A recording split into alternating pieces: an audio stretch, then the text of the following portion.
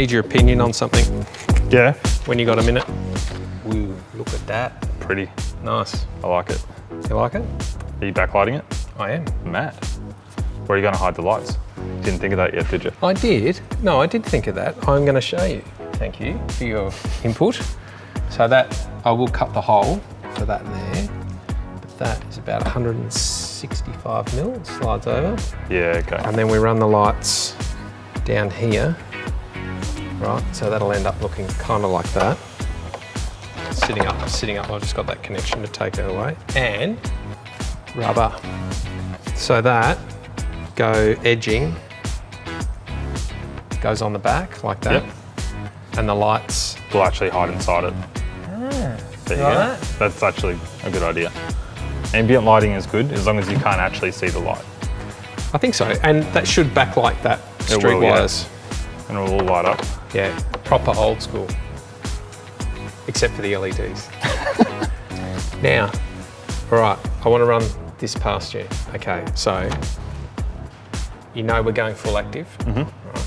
The other amp, the rack, has got to get made. So, and that's the sub amp? Yeah, so the sub amp is getting folded at the moment down the road. So the sub amp will be folded, bolted on this side, and then that amp rack and this amp rack with those two screws should go through from the other side, yeah. Yep, stabilise it a bit, but it's 5mm aluminium, so it's really strong. Yeah, okay. Have you done a cutout around the distro block? That's right behind it? It sits here. Ah, okay, cool. So it doesn't come that far back. Yep. And then we'll put the 2250 on the inside. Yeah, okay. And then run the cable for subs. So I'm not too concerned the sub cable will come down here and then that's going to be disconnectable. Yep. Right? So I'm making this, and you're going to ask me now, because I know what you're going to say. What's it for? What's it for? I know, right? You got a processor to hide somewhere, but what else do we have? Is that for the DSP? No, the processor's going on that side. Right. Same. I made a little thing up. So we make this out of aluminium. Right. I'm just going to leave it out of some bend it down. Plastic. Yeah, no, you're going to make it out of core flute. So this is my, so we're going to make this out of aluminium, bend it down. Now I have to sticky tape it back together. That goes here, right, and slides in. So it won't sit on top, it'll slide in, and the bolts that hold the canopy will, right, so pretend that that's powder coated black flush mount. So I'm going to put some holes in here to hide the cable going through, and that's going to go down there. Yeah, okay. DSP is going to go on that side. Yep. I was thinking, no. Is it actually going to fit with all the cable in there? It is. I'm thinking that we get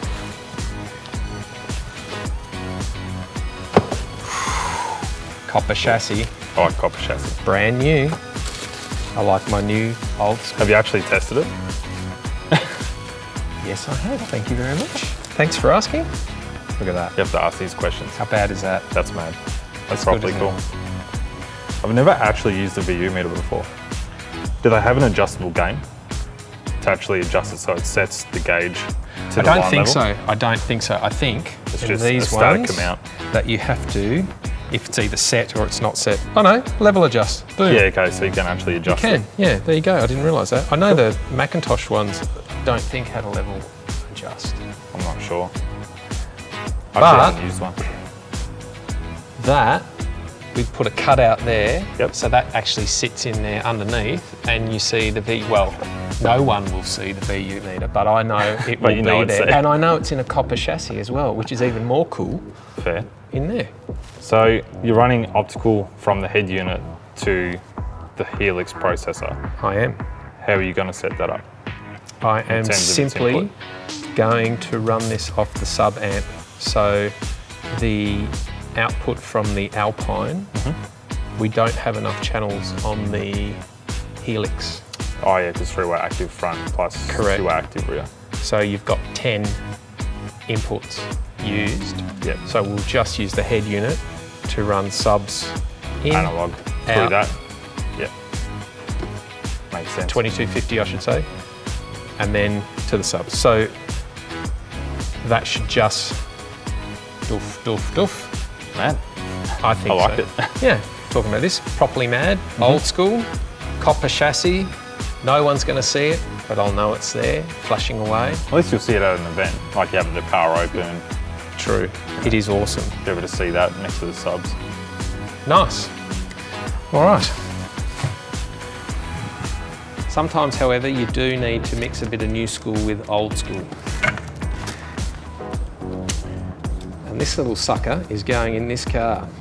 Now, I can hear all the old schoolers cringing, but there is a reason I'm going to put this fantastic little kit in the car, because this Helix DSP Pro, it has made in Germany written on it, and that to me is cool. Actually, the truth is we're running a fully active system and I wanted an active crossover. So I'm getting active crossover, I'm getting good time alignment functionality in this. I really don't want to use the head unit for doing the time correction. I've got good equalisation in this, and I have got the most rubbish acoustic environment to work with in a Jeep Wrangler, and I think it's probably the most problematic vehicle to do a good sound system in. You've got a massive fiberglass canopy, you've got speakers firing up on the dash, you've got the under dash speakers kind of firing down, so we're faced with a real challenge. So I'm hoping that with a little bit of DSP trickery, I can get a really nice sound stage in this car and actually try and make a Jeep Wrangler sound fantastic. So our little DSP will be sitting on this side, whilst my VU meter will be on that side. So a little bit of new school with a bit of old school, and I think it'll be crazy, but I'm not really going to rave on about this too much because I don't want Sam to know how good I actually think this is when we played with it. All right, because Mr. Digital over there will pat himself on the back and take credit for this. So, Sam, when I put this in the car, yep, this isn't going to make my car sound like 0 and 1s, is it? Like I'm going to hear this digital, you know. We already had this top debate. I just need to know that I'm still going to get the warmth. Definitely. My music, and it's not going to sound like this anemic, digitized. Not at all. Blip, blop, blip, blip, blip. It sounds like that. It's like just it's Morse these code. old school amps aren't keeping up. Oh, I'm sorry, what was that? If it sounds like that, it's probably the old school amps that aren't keeping up.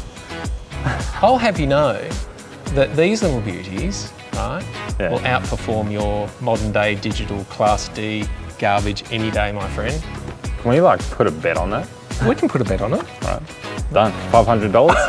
I don't think so. Just tell me I'm not going to hear anemic, no, not at all. No, it'll sound music fantastic. where it sounds Especially, like, you know, someone's hacksawing a piece of aluminium or something. not at all. It'll be a huge improvement, especially with the factory locations. Okay. You'll actually be able to tune it properly. You want to see how nuts I've gone on the canopy? Yeah, I'm a little worried now. Have you reinforced it or something? All right, come have a look. Come and have a look. All right. Okay, I've gone a bit nuts. So I've got a layer of hood liner, because one thing Jeep people won't tell you about is how darn hot it gets driving a Jeep Wrangler with a fiberglass canopy. Yeah, it would get hot. The sun pounds down on you. So we've got the hood liner, which I've used on another car, and I found it was just an awesome product. Yeah, okay. And it's got the aluminium in there as well to sort of insulate as well as the foam. So I've got a layer of that, and then I've put a layer of acoustic tiles on to basically get some sound absorption and a little bit of diffusion. As you can see, I've sort of staggered them. Yeah, right. I think that's going to kill the sound in the car. Pretty crazy. Don't think anyone else would do this except for you. This is next level. Literally have studio tiles on the roof. I know, but I don't think you could do it in any other car but a dodgy Jeep Wrangler, because You probably get away with it. it's got that industrial look, and that's the look of the thing is to give it that exposed Tractor sort of feel. Yeah, what feel? Tractor feel. Tractor feel. You may now bring silence to the conversation. You can feel special though. It'll be like the best sounding tractor ever. It will be. You can have that title. It's a supercharged tractor. True. So anyway, that's to help with the acoustics. I think I'm doing whatever I can here to try and make the tractor sound really good. So let's have a look at the. Right now, you have look pretty swish. You've done some wizardry here, so let's not fake this, because that is awesome. I like it. I would like it too, but my level of skill can't produce that. So that's fantastic. So what we've done is that shall fit the new Canton speakers. That is obviously where the old speaker went. Goes in, and we've got, these are the factory, so I've sound deadened those as well, the factory boxes. What have you actually done to them? Just more? Just braxed them out. So lots of Brax paste, and then shoved a heap of foam in there just to make them dead. And effectively, I'm trying to make these speakers sound as good as possible, but the problem is they sit under the dash like they're slightly down firing, So the speaker is firing towards your knees, which is just awesome. Because when you go to a concert, that's how you listen to the music. You basically lie on the floor. And that's why we have a DSP. Well, I'm hoping the DSP will kind of give me a bit of that artificial, non-anemic sounding digital. Out of curiosity, how low can the tweets play? Because it's probably a good idea to try and get them as low as we can so they're not playing ridiculously high. The Canton tweets should go down to about 2.5K. I would say as low as 2. They are such an awesome tweeter. Well, I remember when I first used them, they almost sounds like a little full range mid driver, it was really good. So they'll play quite low. These will play down as well, but we're also putting a 10-inch in the door, which is a bit nuts as well. So we should grab the 10-inch driver and have a look at that. Yeah, let's get that. I love how it's my job to fit this in a Jeep door, small 10-inch driver. I know, but that's what we're going to do. So, what was your idea there? 2 reasons. One is it says made in Germany. True. Secondly, it says made in Germany. No. That's about as far as that goes. They're a Canton 3-way, and I always wanted to try and squeeze the biggest mid-bass driver in because that sub-enclosure is going to be removable, so I want, if it's out, I want to have reasonable mid-bass as well. So you can play full range properly. Yeah, plus, these little guys here are facing towards my knees. They're a fairly full range driver, they're fairly full range, and those tweeters will play low. So if, depending on how this is all going to come together with the Helix, this will sound good. So do I have to cut any metal to make this thing fit? You shall. You shall have to cut a lot of metal. A little bit, just a smidge. Are we following the same factory lines, or are we completely remaking the bottom half of the door? So that cap might come off, which will give you a little bit more on the back of the magnet. And that is going to go in effectively in there, and you'll miss all the window mechanism, and you should get about. You should be able to set that back about 20 millimeters. Behind the steelwork. And then just build out the rest of the way. And then, and keep it as far forward as possible. So A, you miss the legs, but also it's going to be a little bit better rather than firing into the side of the seat. And as low as possible. Man. It's going to be a bit of a challenge. It's going to be tight. Just making it fit. Can you do it? Sure, we can do it. Do we have to add a grill as well? No. Well, yes, but no. Not hard. No, not a hard grill, but one will machine like an insert, an MDF insert, stretch some grill cloth over it, and the grill cloth presses on it. Cool. And then you can pop the grill cloth off, and you got the driver there. Sweet. That's not too old school for you, is it? No. Are you okay with that? Yeah, that's all right. It's not going to sound like 0 and 1s when it plays or anything. No, it's going to be good. It's a shame. The whole system's literally German except for the amps. How is that bad? You need a bit of US muscle. It needs to be all German. No. All right. Germans are the ones that make real amps. It's your mission. Thank you. Done.